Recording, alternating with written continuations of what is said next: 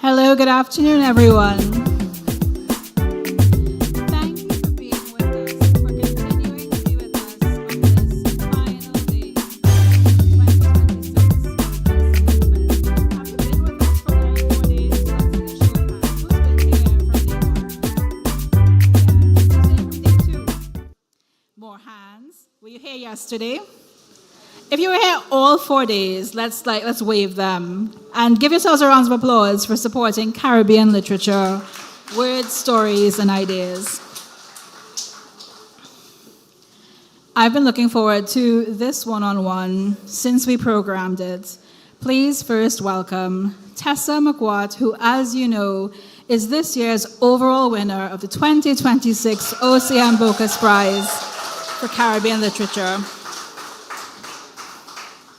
In conversation with Tessa is another of my favorite writers and my very good friend, Danielle Boodoo-Fortuné, who herself won the 2019 OCM Bocas Prize for Poetry. This, I am sure, is going to be a rich and generative conversation. I will turn it over to Danielle.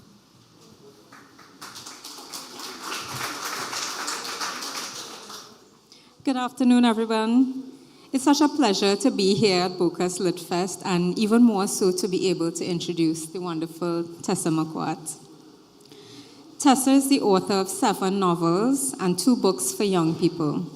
The Snow Line was shortlisted for the 2022 Gordon Booker Volcano Prize. Her nonfiction work includes Luminous Ink, Writers on Writing in Canada, co-edited with Tion Brandt and Rabindranath Maharaj, and Shame on Me, an anthology of race and belonging, winner of the 2020 OCM Bocas Prize for Nonfiction. It was shortlisted for the Hilary Weston Prize in 2020 and received a 2018 Eccles British Library Award. Tessa's latest book, The Snag, is also the overall winner of the 2026 OCM Bocas Prize.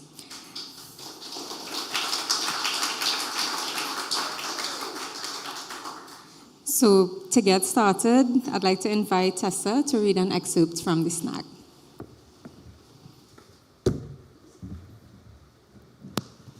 Good afternoon, everyone. I'm going to read from a chapter.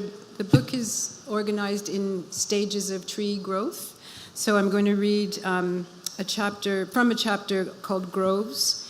And I don't think you need to know. You might need to know what a snag is. A snag is a dead or dying tree, standing or horizontal. And the reason why I've written a book around the snag is because the snag is the most important tree in the forest. Because even though it's dead or dying, it's the place where all the biodiversity happens. It's the place where all the moss, the fungi, the insects, and the small mammals go to feed. And so it feeds the whole forest. So it's very important to keep the snag in the forest in which it is decaying, because taking it out of it reduces the biodiversity of the forest itself. So, Isi-Jingu is a Shinto shrine dedicated to the sun goddess Amaterasu, located in a sacred forest of the Mie Prefecture of Japan. Originally built of timber from the forest's own Japanese cypress trees, spirits of animals, plants, and even stones and waterfalls are revered there.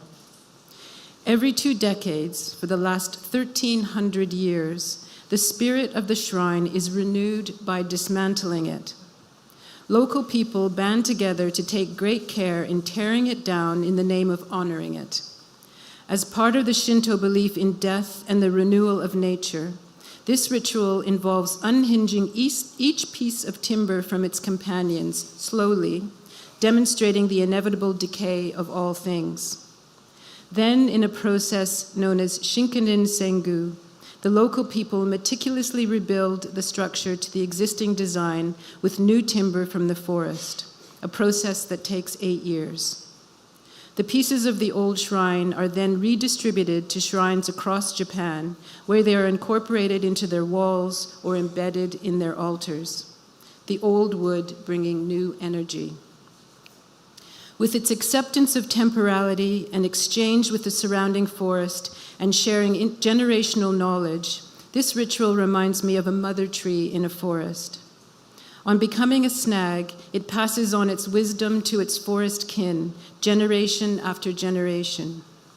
The remaking of the shrine every 20 years imparts an understanding of care and the sacred to subsequent generations. Knowledge of the intricate architecture, ornate designs, a relationship to nature, and the impermanence of all things is handed down to local people. How should sacred places be preserved? For what and whom? The temples of Angkor Wat in Cambodia are crumbling, sinking, decaying naturally over time, while the roots of the strangler figs, kapok, and giant banyan trees aggressively take over. Left to its own devices, nature will overcome the human-made. Compare the efforts to rebuild Notre Dame Cathedral after the fire to the dismantling and resurrection of the Ise Jingu. Is one form of renewal more holy than the other? Holy shit, holy mess, holy cow, holy moly, holy terror, holy smokes, holy mackerel, holy macaroni, holy fuck. Anything can be holy, but which one of us individually can claim the Old English definition of uninjured or complete? Should I be asking what is whole rather than holy? In the next few days of caring for my mother, the pills, the television, the cooking of dinner, my attempts to get her to walk and exercise, the inevitable age game and surprise at how old she is, I wonder what elder caring skills have been passed down to me. I realize very few. Not because my mother hasn't shown me how to care, but because the culture I live in mostly leaves caring for the elderly to strangers. The nuclear family farms out care. Despite having helped to raise children in my chosen London family, my current independence, my singularity in the world, means that I am somewhat incompetent in handling this phase of my mother's life. One evening, when I'm helping her get into her pajamas and ready for bed, I notice that her feet are dark purple, an obvious circulation problem. I text my sister, panicked, and she assures me that they've been like this for a long time and that they've been checked out by the doctor. My mother lets me put her bed socks on and giggles, aware of our role reversal. "You're my mother now," she says, repeating another daily trope. Her dementia is like a superpower, delivering understated bolts of wisdom. When I help her take off her long-sleeve t-shirt, she throws her arms up like a toddler saying, "Tuck me in." We laugh like we are in a dramatic comedy, and for a split second, I have the absurd thought that she has been faking dementia all along. The next day she says, "So you're living here now?" "No, just until I go back home." "Then who's going to look after me?" When I remind her that my sister will be back, she asks where I will be, and the routine starts again. I wonder how it's possible to care for someone in this condition every day and not go mad. I find myself grateful that she goes up to bed so early. One evening at dinner, I ask, "What do you do when you go upstairs so early for bed?" "I talk to myself." "To God?" "Oh yes, I talk to God." "But who is God?" "I have no idea," she says and giggles, "but he knows me." Towards the end of the week, completely alone with her, day and night on the days that the carer doesn't come, I've lost my ability to enjoy these duties, worn down by the repetition, not only of what she says, but of what we do, of the sound of the television and endless cooking shows, or newsreels, the theme song to Grace and Frankie, "Stuck in the middle with you," the long evening alone after she goes to bed, listening all night, worried she'll wake up and fall. I'm ready to find a care home for her and run back to London to live my life. How does my sister do this? Is she a saint? Our carers and parents and good daughters, saints? Who am I? Then one evening, as I'm following her up the stairs for the nighttime ritual, she has to stop, panting. This is it, I think. Oh, help. But she rallies and makes it to the bedroom. I help her out of her clothes, but she is still panting, and her trousers get stuck around her ankles. She holds onto my hand, and I hold tightly. I try to pull her pajama top over her head smoothly, but like a toddler, she gets caught and her head gets stuck. She laughs and pants at the same time, and it's agony to hear. She is still panting after she's dressed in her pajamas. I help her get to the toilet, and she's still panting. She sneezes, a tiny spoken achoo, as though she doesn't have enough breath for a real sneeze. She's still panting, and she laughs. I help her to bed, and she's still panting. She slides under the covers and pants, and I think these are her last breaths. She wheezes, and I try to breathe with her and help her take long, slow breaths. And this is the first moment when I think I am really losing her.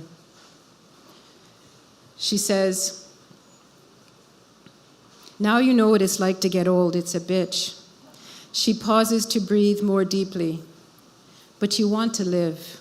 You must live. So you look after yourself and stay healthy, because you must live good and long." And I die a little right there and then on this holy ground.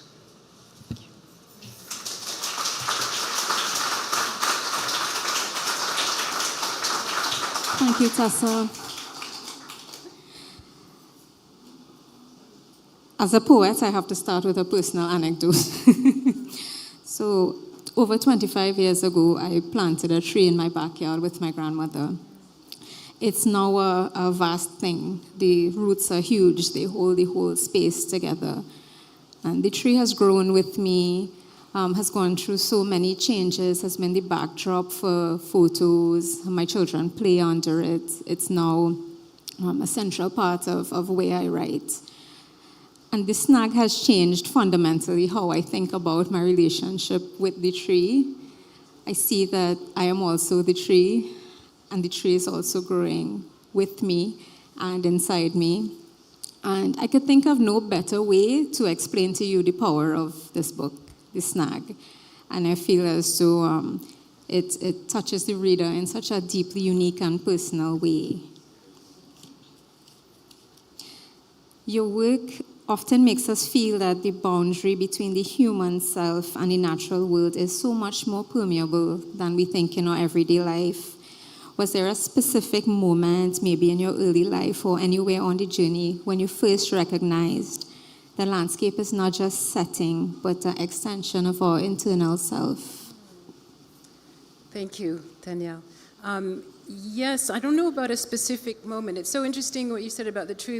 In the workshop this morning, I don't know if, was it Nicola with the tree, wrote a scene where the tree had a life and was engaged with the narrator.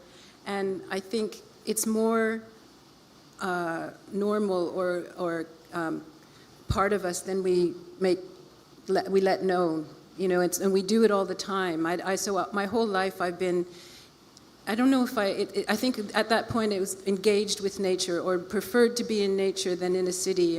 And so I was very much a person, tomboy in the fields during, when I was growing up in Toronto. But I think what happened with this book and the moment of writing about it like this was certainly during the pandemic when we were not in our normal lives. We were at home. We were allowed, at least in London, we were allowed to go to parks and meet people. And so we became the access to nature. And also it was so quiet, no traffic, no planes. You could hear birds that you never heard before. And it was all such a beautiful, beautiful relationship to the surroundings that I miss terribly. And so it's not so much that I have this engagement with nature, but I think we forgot that we are nature.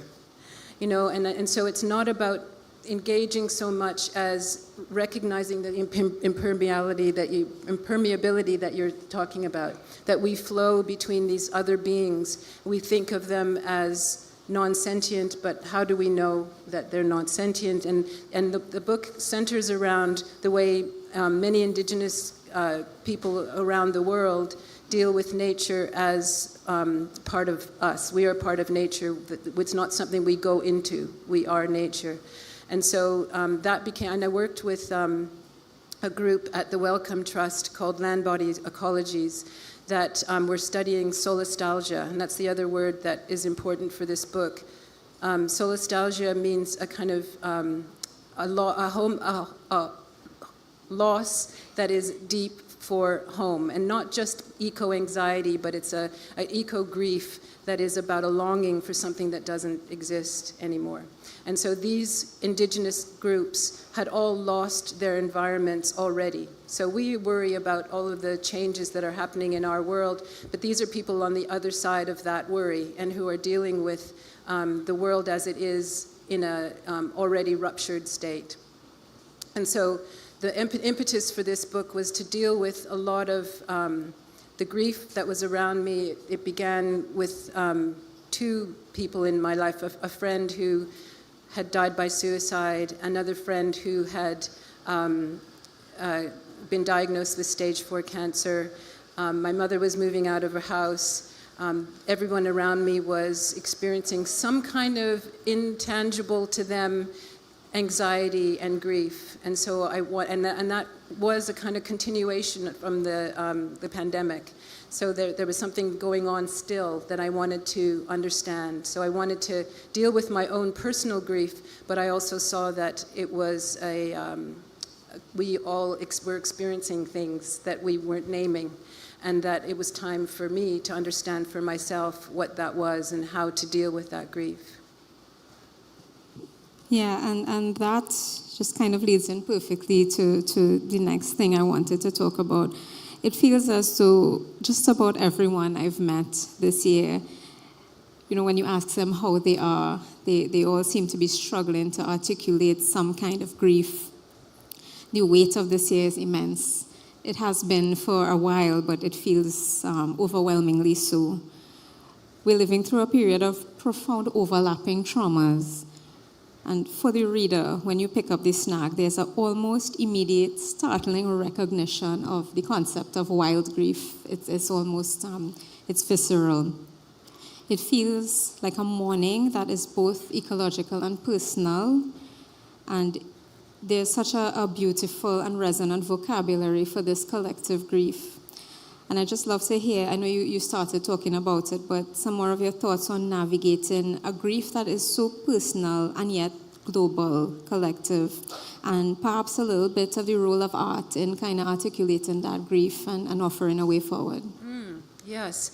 Well, one of the most satisfying things about the responses to this book is that I get lots of people say, oh my God, no one has articulated what it's like to look after an aging parent, the care that's involved in someone with dementia and how isolating it is, and thank you for articulating that. And so so I think the role of art is simply that, to articulate, to share, to communicate, to have a connection, but also, it's not just personal, it's intergenerational. So I think that there's a lot of the people that I speak to about aging parents, we find ourselves in a care system that is not satisfactory to the needs of the care, because we no longer live in, some people do still live in those kinds of extended families where, my mother would have been in the house, in the granny cottage, on the compound, and everybody would have been there to look after her. Everybody would have, looked in several times in the day, and that just didn't happen. So my mom was actually in my sister's house alone, watching TV, not really being cared for in the way, basic needs cared for, but not cared for in that way that we understand well-being. But there was no choice because my sister works full-time and had a very important job that she couldn't leave. And so it's about the conversations that I've had have been about that intergenerational gap. And I think there's a place for writing that gap, for filming that gap, for, the idea, the concepts of aging have changed, and they're under, no, they're not under threat, that's not what I mean. They are under re-examination in terms of how we live in this aging society, because of the population numbers are, more aging society than youthful society, at least in the West. And so I think it's about writing into the gap. What are we doing? How are we reorganizing that relationship in order to make caring something that happens in both ways? And that speaks so beautifully to your reference to community care. And I don't have the exact quote, but there's a reference to dancing and music that I found so beautiful as well.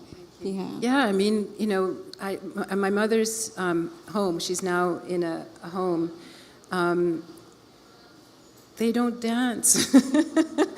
They don't dance, and she would love to dance. There's a scene in the book where my mother at Christmas is dancing to Feeling Hot, Hot, Hot, and she's just she's wild. She's at this point, I think she's 89 or something like that, and she's off dancing, and we're all watching her thinking, oh my God, she's going to fall any minute now, that this is it, and she does it, and she dances as if to say, not yet, don't mark me gone yet. And so it's part of her, Caribbean culture, but it's also part of her and who she is.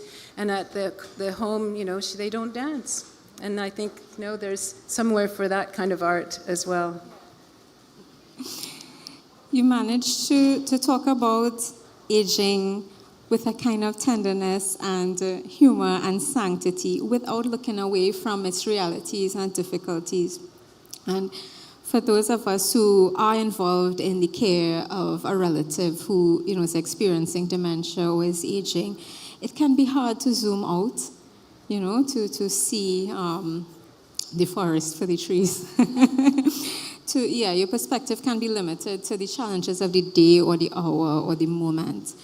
What was that like for you to find a way to write about, in such a deeply personal way, a human experience that can be so demanding and so difficult? Well, I have to say that I'm the lucky one in the family, in that I wasn't in Toronto where my mom is. My sister was there, and she wanted to do this, but she had the majority of the responsibility and still does for my mom. And so when I came from London to visit her, I got to be the play person. I got to take her out. I got to play music with her. I crawled into bed with her every morning and asked her what she dreamt about. And my sister didn't have time to do that. She's doing the everyday. She's making sure her kids are fed and that my mom is fed and that the carer comes, and there are all those really technical and important jobs. And I got the fun part. So I think I was lucky. I am lucky. I'm really grateful. I wouldn't be able to be here if my sister hadn't taken on that role.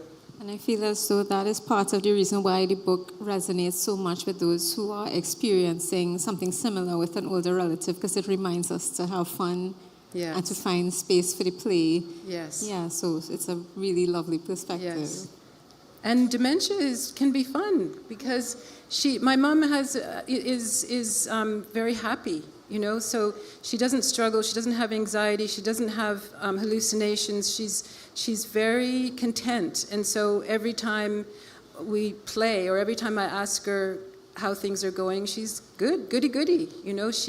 She has a small world, but that small world is very content, and I'm grateful for that. The goody is so delightful. Yes. It is. Just this morning, my grandmother was looking at TV and telling one of the characters that she hopes she has a nice trip. Oh. which is lovely, and nice. I think it reminds me to kind of find the joy in it as well. So I think that's the power of the book.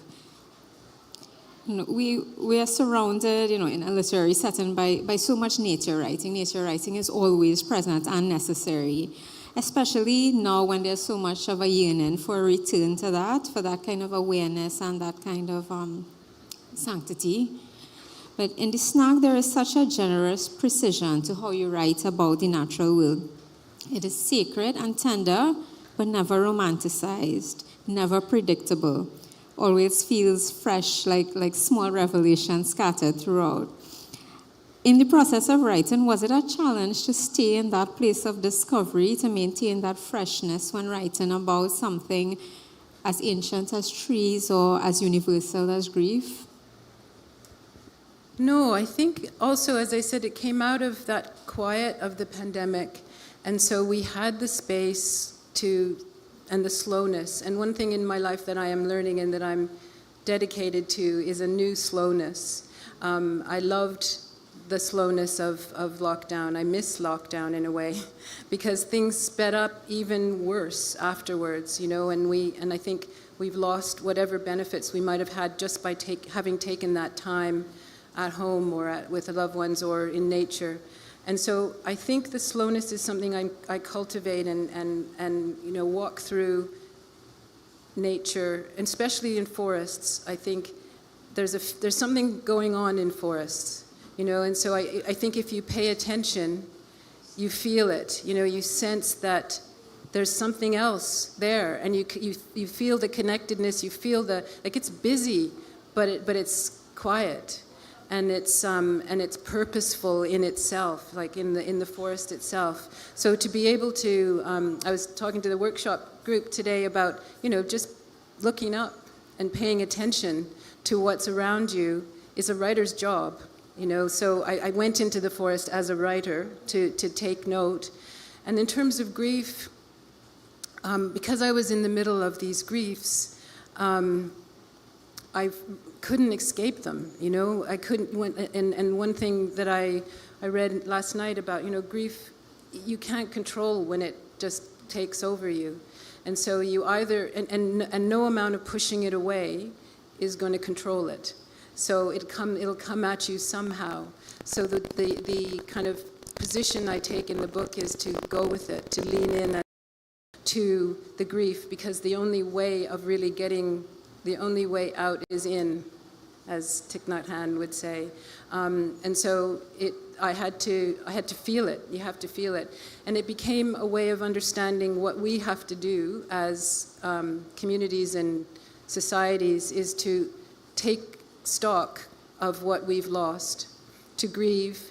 And once on the other side of grief, we might be more capable of making changes.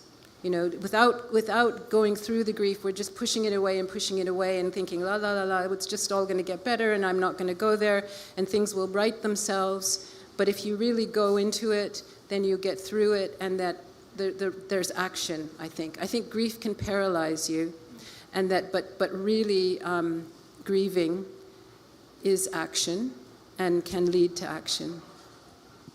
And then that kind of processing of it requires a slowing down, as you said, and which can be so hard in the dizzying pace that we live in.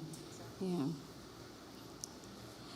Although the book is not primarily set in the Caribbean, it was not hard at all to completely locate myself in the experience. I feel much the same way about trees, about the forest, about the bush that we're surrounded with and we're used to and we live with.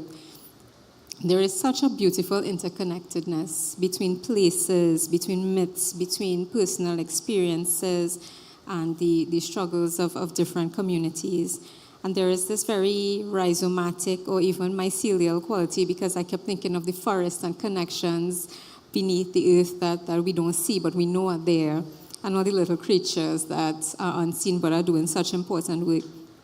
But it never feels dizzying. The pace of it never feels dizzying. In fact, it feels beautifully meditative. Was this a process of discovery, making the connections? I know you talked about it a little bit, but could you talk a little more about that? The writing of it that way. Yeah, it strangely, in the first draft of it, I think it was more personal story and the research in it, but that the research didn't take on the voice that I wanted, didn't have the voice that I wanted. I wanted to, again, we talked about this in the workshop this morning, I wanted to meld the narrator and the research in a way that brought the voice of the personal and the collective together. And so that's when I think the focus on intricate details and the focus on voice and fact as personal fact became interwoven. So I think it took a draft for it to, not be smooth. Yeah. And then to get to the point where I love the idea that it's mycelium, that and connected or trees, or it is itself a forest is a great way of thinking about it. It feels very much that way in the connections that are made between places, because there's so many different references to locations, but it never feels disorienting. Yeah, that just speaks to the kind of interconnectedness. I think it's lovely. Thank you. Would you like to do the second reading? Yes.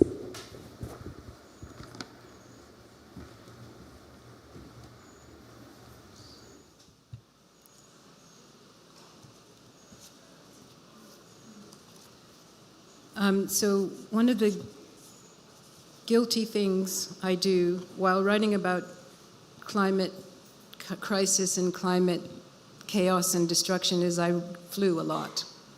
I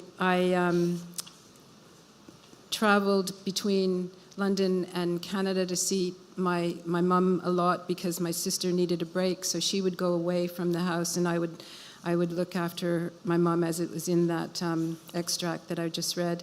But also I was on sabbatical or study leave, and I was doing research on this book.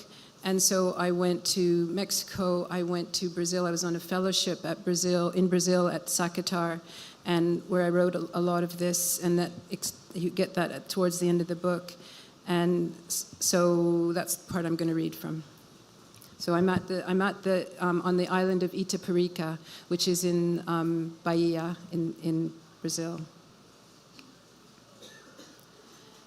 After dinner that evening, the rain has cleared and our group walks into town to watch a group of local people, ranging in age from about 3 to 40, practice capoeira. Like candomblé, the roots of this form of self-defense are African. Capoeira comes from Angolo, an Angolan practice that was used by enslaved people in Brazil as a martial art, but also to maintain spiritual and cultural customs. As we sit on the periphery of the gym floor, I become mesmerized by a young girl, no more than 7 or 8 years old, who is not dressed in white like the others, but in blue jean shorts and a blue singlet top. Wiry, strong, only as tall as the hips of the older woman she is paired with, she spins and cartwheels, stands and defends, kicks and leaps like a superhero from my childhood dreams. I feel the movements of her body spinning and darting inside my own. Disguised as a dance, this practice was allowed by slave owners. It helped those who escaped to fight off the Capitas do Mato, the armed and mounted colonial agents who were charged with finding and capturing runaways. Enslaved people who had liberated themselves gathered and established settlements known as quilombos in remote areas, forests, mountains, or marshlands, making them difficult to be tracked down. At the heart of the quilombos was the practice of capoeira. 2 young men take over from the girl in blue and the older woman. The tempo of the music picks up. They begin with high kicks and dodges, their legs sweeping like wipers across glass. One does a handstand and rises for more sweeps, dodging, then performs a one-armed flip onto his hands again. The other jumps. They swipe close to one another, gracefully, never touching. Finally, one spins on his head, falls over, and they smile and hand off to the next pair. A dance battle, a power waltz. During the late 19th century, when abolition was in the air and Brazil transitioned from a monarchy to a republic, the government criminalized capoeira. It was illegal for decades, even post-abolition in 1888, but today capoeira, albeit tamed, is everywhere. The little girl in blue returns to the center and pairs off with a larger man, probably in his 30s. She holds her own and more. Resistance is a changeling, a secret weapon. Candomblé is also a form of resistance. Its melding of the orishas with Catholic saints allowed its believers to pass for practicing Catholics, even as they maintained their own rituals in secret. On Fear Island, another story goes that enslaved people performed candomblé rituals to frighten the white people, so the Jesuits released wild cats there to haunt them in return, which would account for their prevalence there today. When we get back to the residence, I call my mother on my sister's WhatsApp. There she is, seated in her usual spot in the living room, her hat covering her forehead, cold in late May. Cold because she is so thin. But she smiles and says hello and tells me that she's fine. Not just fine, but very happy. Where are you, she asks. I tell her that, and she's impressed, but I don't think she really understands. I tell her I'm here for work. She mumbles something I don't understand. She seems tired. But still, she smiles and tells me she loves me and that she'll see me soon. My heart flutters nervously. I have the sensation of being swept away on a raft on a raging river with rocks, eddies, and waterfalls. The prayer I need is babbling and many-tongued, but I calm myself by humming a simple tune to myself after I hang up. It's in a kind of 6/8 time signature, a waltz. A few days later, my sister texts me and my brother and says that for the first time ever, my mother has told her that she's had a good life, but it's time for her to die. Then texts again to say that she forgot she said it a few hours later. I can imagine my mother saying it and then laughing, a kind of goody-goody to death. The heart doesn't age, but seems to grow younger, lighter in rhythm, fuller and more fragile. It isn't contained in us. We extend from it as our other parts fade away. There is no prayer for that, no speaking in tongues, no psalms, no shema, no raka or puja, for it's not about words, only the space between words, the vibration of a note. My mother's dementia is a slow closing in on vibration itself as she sits in the room she has grown to love over these last 2 years, trying to give us her last wheezing fox den wisdom before she is moved.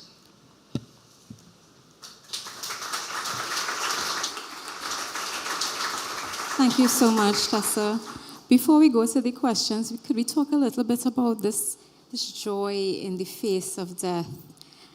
Yeah. Yes. It's beautiful. Yes. I mean, one of the things, because as I mentioned, because I had a friend that died, a friend that was dying who subsequently died after the book was finished, the book was finished, but not included in the book. And because my mother was old and gradually getting more frail, I decided, and because the earth was feeling frail and vulnerable and endangered, I decided that my question was, in writing this book, is I wanted to learn how to die. And interestingly enough, in the learning how to die, which I think I might have accomplished in the writing of this book, I learned how to live. And I think because if you can, again, if you face the grief, if you go through those questions without throwing them away, you realize that death is always there, and in the face of it, goody-goody.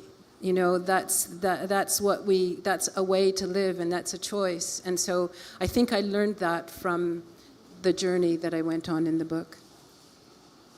I'm sure we have questions, we have declarations of love, and the incredible experience of reading the book. So yes, let's have some questions from the audience if we do have them. If Even if it's just to rave about the book, which I've done quite a lot.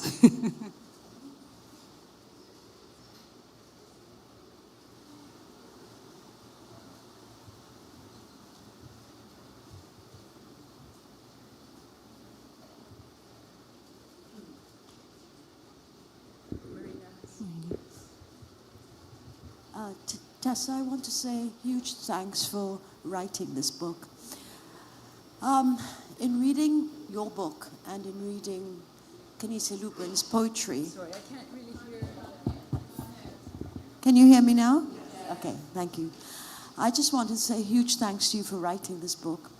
In reading it and in reading Kenise Lubrin's book, her book of poetry, which won the Poetry Prize, I cried. I mean, it's so difficult to read these things because they echo so deeply with one. My sister, in the previous session, Kenise was talking about how to say things without saying them. Of course, in poetry, it's very easy to say. Not so easy. It's very difficult to do. But to talk about what one feels about people dying in front of you, we're all dying. But to actually see people dying day by day is a very difficult thing. So my mother, who lived to 103, was defiant in the face of death. She never, ever, ever wanted to die or to talk about it. She says, who wants to die? Who wants to go to that place, shut-eye country, from which nobody ever comes to tell you a damn thing? I don't want to go there. And she never, ever wanted to die. So she slipped away quietly at a time of her choosing, when I was in the room. Normally I wouldn't be in the room at night. And it was going through her slow dying helped me to live, but also prepared me for death, because I've seen how we need to care. And it's worrying that none of us is going to probably get the kind of care that we need. And I find that a little bit terrifying. And while your book is hopeful, we still have to face the fact that it's going to hurt. I mean, the dying, getting to the death is going to... I mean, dying is easy. It's getting to dying that's going to be terrifying. And I find this whole prospect of a whole bunch of us in very straitened economic times having to deal with this, I don't think we've actually got all the answers. So we really got to come up with some really positive ways of facing this. Agreed. And we don't have the answers, and our current structures, economic, social structures, do not, they encourage the things you're talking about in terms of getting there and not having the care. And, you know, again, we don't live in small communities of mutual intergenerational care, and the people that, the communities that I worked with from land body ecologies, you know, they still have traditional young people, older people, you know, middle-aged people, all working together in this project of care, while they're also caring for the land on which they live, because the caring goes through the whole thing. But I think in this structure, I agree with you, and that's why I advocate for some rupture from this structure. I think it's not working.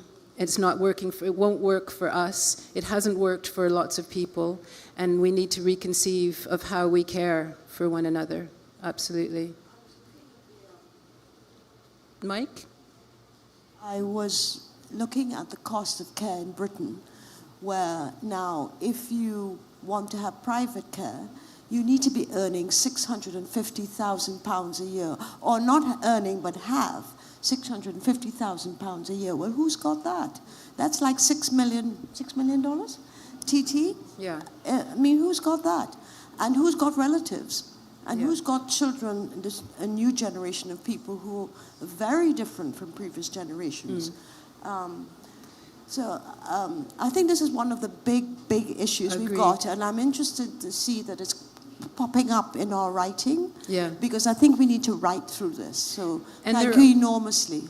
Yeah, there are experiments or you know, cases in different countries. There are a couple in Canada, in Sweden, where they have homes, care homes, where they're intergenerational. So you have students getting cheap rent.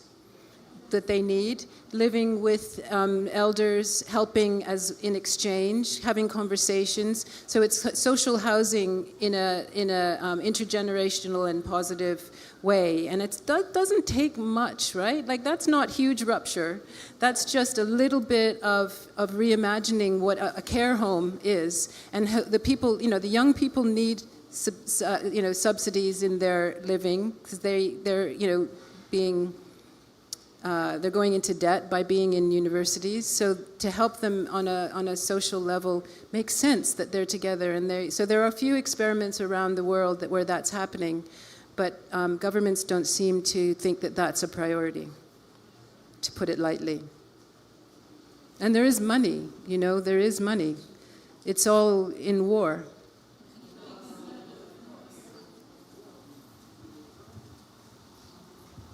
We have time. Yes, we have one more question. Thanks very much, Tessa, for those readings. I haven't read the book yet, but I will do. But a lot of the issues you raised resonated with me. I used to work with a carers center in London, and we know this is for people who care for loved ones, not as a paid job, but I get a carer's allowance. So my role was to support those carers, and I've had to listen to the stories.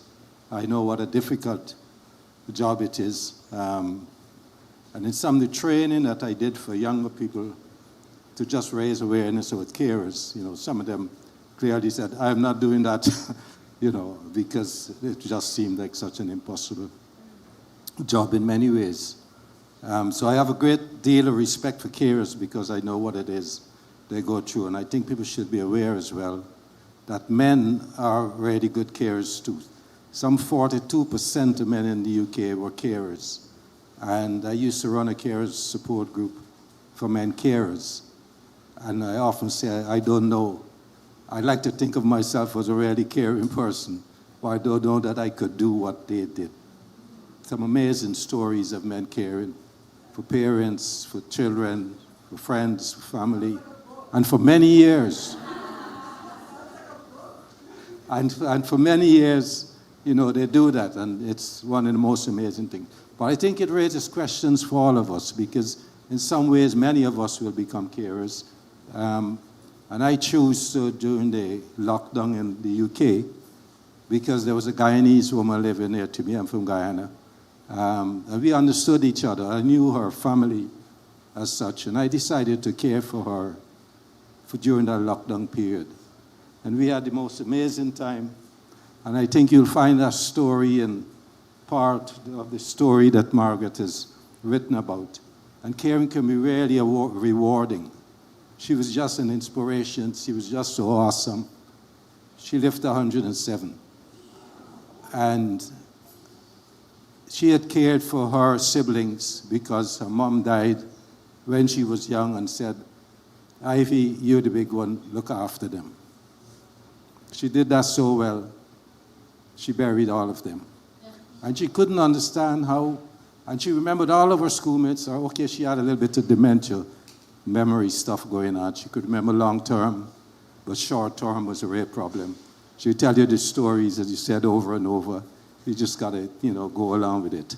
But she remembered all of her schoolmates, her teachers, poems, everything she could remember from the past. And so she was quite an entertainer for us. When we visited her, we shared stories and we had good times. So it can be very rewarding. And it was something that I think, we need to look out for. And I think, as you rightly said, our societies are not geared for caring for the older people. And sometimes we got to make personal decisions about stepping in and doing that for a friend, a neighbor, Absolutely. if it's possible. Thanks. Thank you. I completely agree. There's such joy in caring. And I think one of the things in the book, there's a book called The Care Manifesto, which is published by Verso, and it positions care as at the center of a society, of an economy, over GDP, for example. If everything were measured in care, how would that change how, Bhutan measures happiness. what if we measured care as the standard of a civilized society, of a functioning, working, healthy society? And I think it's just the shift. Money is everything now. Shift it, and when we have the money, it's just the way that we focus our attention and our resources and joy. I don't know how many people out there are having a lot of joy in their lives. I meet a lot of people who are struggling to survive, struggling, with jobs and many roles, and being depressed about the world and the things going on in the environment. And I think we can turn it around. We can just shift the focus and things change. That's my experience anyway. And looking after my mother and my father, when my father was was 94 when he died, but he was healthy just up to the last 7 weeks of his life, really.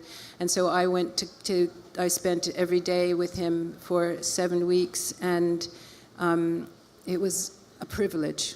That's how I feel. I feel like, thank God, thank you that I was able to be there to care for him and to experience his death. I felt like it was a moment of living that made my life very meaningful. Thank you so much, Tessa. Thank you for sharing. Thank you for the book. And thank you to the audience. And the writer will be available to sign copies of the book at the designated table. And please give her a couple of moments to move to the table. And the copies of the book are also available from the festival booksellers. Thank you so much, Danielle. Wonderful questions.